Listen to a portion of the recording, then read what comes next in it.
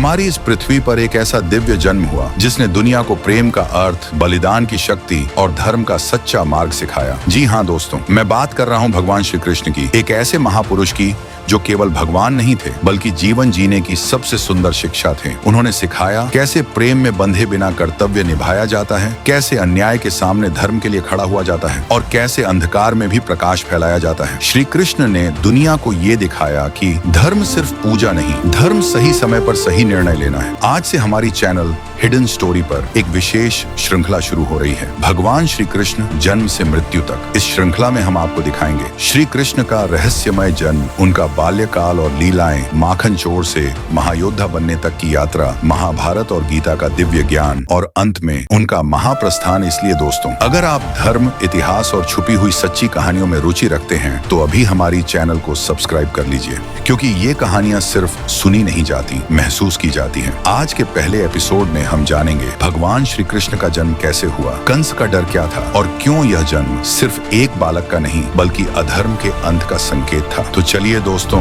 समय की धारा को पीछे ले चलते हैं और शुरू करते हैं भगवान श्री कृष्ण के जन्म की अद्भुत और दिव्य कहानी। मथुरा नगरी आज उत्सव में डूबी हुई थी। नगर की गलियां पुष्पों से सजी थीं। तोरण द्वारों पर आम के पत्ते और फूलों की मालाएं लटक रही थीं। ढोल नगाड़ों की गूंज से पूरा नगर झंकृत था। आज मथुरा के श्रेष्ठ युवक वासुदेव का विवाह यदुवंश की कन्या देवकी से होने वाला था। देवकी सुशील, सौम्य, तेजस्विनी। उसके चेहरे पर लज्जा थी, आंखों में भविष्य के सपने। वासुदेव धैर्य, बुद्धि और धर्म का प्रतीक। वह जानते थे कि यह विवाह केवल दो व्यक्तियों का नहीं बल्कि दो कुलों का संगम है। और इस विवाह का सबसे अधिक उत्साह मथुरा नरेश कंस को था, क्योंकि देवकी उसकी प्रिय बहन थी। वह संपन्न हुआ, 7 फेरे पूरे हुए, मंत्रोच्चार गूंज उठा। कंस स्वयं अपनी बहन देवकी को विदा करने स्वर्ण रथ लेकर आया। देवकी रथ में बैठी, वासुदेव उसके साथ। कंस ने रथ की लगाम थामी और कहा, बहन, आज से तुम पराई हो गई, पर मेरा आशीर्वाद सदा तुम्हारे साथ रहेगा। रथ धीरे धीरे आगे बढ़ा। तभी आकाश कांप उठा, बिजली कड़क उठी और एक भयानक आकाशवाणी गूंजी, हे कंस, जिस बहन को तू रथ में बिठाकर विदा कर रहा है उसी का 8वां पुत्र तेरी मृत्यु का कारण बनेगा। क्षण भर में कंस का चेहरा बदल गया। जिस हाथ से वह रथ की लगाम थामे था उसी हाथ से उसने तलवार खींच ली। देवकी कांप उठी। कंस गरजा, यदि तेरे पुत्र से मेरी मृत्यु होगी तो मैं तुझे अभी मार डालूंगा। देवकी ने भय से आंखें मूंद ली। तभी वासुदेव आगे आए, शांत स्वर में बोले, राजन, देवकी निर्दोष है। मृत्यु का कारण उसका पुत्र होगा, न कि वह स्वयं। मैं वचन देता हूँ, उसके हर पुत्र को मैं स्वयं आपके सामने प्रस्तुत करूंगा। कंस ने क्षण भर सोचा, तलवार नीचे कर दी, लेकिन दया नहीं आई। कंस ने आदेश दिया, वासुदेव और देवकी को अंधकारमय कारागार में डाल दिया जाए। मथुरा की वही जेल जहाँ सूर्य का प्रकाश नहीं पहुँचता,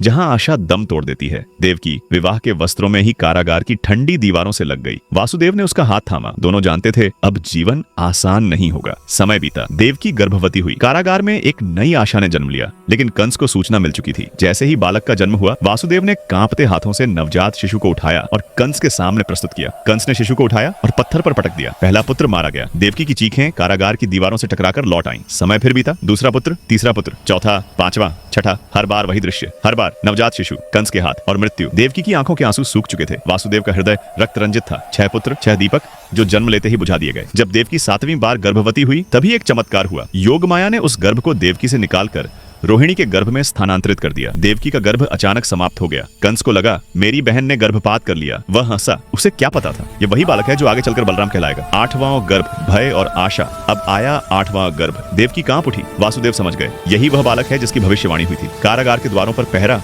और कड़ा कर दिया गया। कंस रात दिन डर में जीने लगा। देवकी हर रात अपने गर्भ पर हाथ रखकर भगवान विष्णु से प्रार्थना करती, हे प्रभु, यदि यह वही बालक है तो इसकी रक्षा करना। कृष्ण पक्ष, अष्टमी की रात्रि, आधी रात, घोर अंधकार, बादल गरज रहे थे, मूसलाधार वर्षा हो रही थी। कारागार में एक अद्भुत प्रकाश फैल गया। देवकी ने देखा, भगवान विष्णु चतुर्भुज रूप में प्रकट हुए। उन्होंने कहा, देवकी, भय मत करो, मैं स्वयं तुम्हारे पुत्र रूप में जन्म लेने वाला हूँ। एक दिव्य शिशु ने देवकी की कोख से जन्म लिया। कारागार की दीवारें स्वर्णिम प्रकाश से भर गईं। शंखनाद गूंज उठा। देवताओं ने पुष्प वर्षा की। वासुदेव नतमस्तक हो गए। भगवान बोले, वासुदेव, मुझे गोकुल ले जाओ। वहाँ नंद और यशोदा के यहाँ जो कन्या जन्मी है उसे यहाँ ले आओ। उसी क्षण जेल के ताले अपने आप खुल गए। सैनिक गहरी नींद में सो गए। वासुदेव ने शिशु को टोकरी में रखा। प्रलयंकारी वर्षा। यमुना उफान पर। जैसे ही वासुदेव यमुना में उतरे, जल 2 भागों में बट गया। शेषनाग अपने फण फैलाकर शिशु पर छाया करने लगे। वासुदेव कदम कदम बढ़ाते रहे। गोकुल में नंद के घर एक कन्या जन्मी थी। यशोदा गहरी नींद में थी। वासुदेव ने कृष्ण को वहीं रखा और कन्या को उठाया और उसी मार्ग से मथुरा लौट आए। जैसे ही कन्या रोई, कंस दौड़ा। उसने शिशु को उठाया और पत्थर पर पटकना चाहा, लेकिन वह कन्या आकाश में उड़ गई और बोली, कंस, जिसे तू ढूंढ रहा है वह गोकुल में सुरक्षित है, तेरा अंत निश्चित है। कंस कांप उठा। यहीं से कृष्ण लीला का आरंभ होता है। लेकिन दोस्तों, ये तो सिर्फ शुरुआत थी।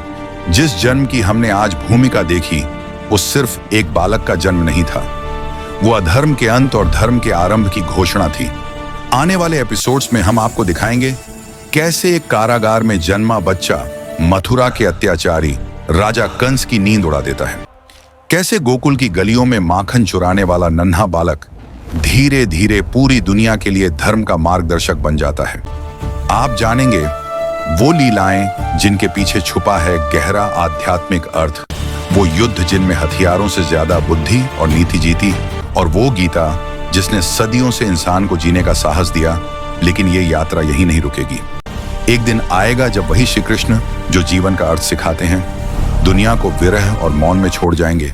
उनका महाप्रस्थान एक ऐसा रहस्य जिसे बहुत कम लोग जानते हैं। इसलिए दोस्तों, अगर आप चाहते हैं इतिहास के पीछे छुपे सच को समझना तो हिडन स्टोरी चैनल से जुड़े रहिए। अगले एपिसोड में कंस का डर, कारागार की रात और वो चमत्कारी जन्म जिसने इतिहास बदल दिया। तब तक के लिए जय श्री कृष्ण।